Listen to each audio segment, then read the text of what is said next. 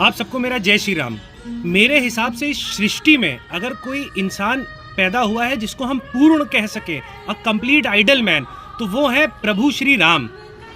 एक ऐसा पुत्र जिसको पता है कि सुबह उसका राज्याभिषेक है और रात्रि में उसे 14 वर्ष का वनवास मिल जाता है और वह अपने पिता से एक प्रश्न नहीं पूछता है, ऐसा दूसरा पुत्र इस सृष्टि में पैदा नहीं हुआ। ऐसा पति जिसकी पत्नी का अपहरण हो जाता है तो वह दूसरे देश तक एक पुल बनाता है वानरों की मदद से, दूसरे देश की यशस्वी सेना से युद्ध करता है, वानरों को ले जाकर और उनको परास्त करता है। ऐसा पति दूसरा पैदा नहीं हुआ। ऐसा भाई जो कि वनवास के लिए निकलता है, चित्रकूट पहुंचता है, तो जब वन देवी प्रकट होती हैं और प्रभु श्री राम से पूछती हैं कि प्रभु बताइए मेरे लायक कोई सेवा हो तो प्रभु उनसे कहते हैं कि जिस रास्ते से मैं आया उस रास्ते के सारे कांटे हटा देना। तो वन देवी पूछती हैं कि आप तो उस रास्ते से आ गए तो अब कांटे क्यों हटाए?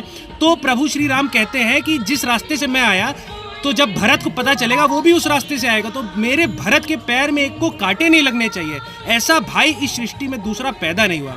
ऐसा मित्र जो बाली का वध करने से पूर्व सुग्रीव से कहता है कि अगर मित्रता के लिए मुझे नरक में भी जाना पड़े तो वो भी मुझे स्वीकार है, यही मित्रता का आदर्श है। तो ऐसा मित्र इस सृष्टि में दूसरा पैदा नहीं हुआ। ऐसा शत्रु जो कि अपने शत्रु का विनाश करने के बाद उस शत्रु की चिंता करे, उस पे अफसोस जताए, ऐसा शत्रु इस सृष्टि में दूसरा पैदा नहीं हुआ।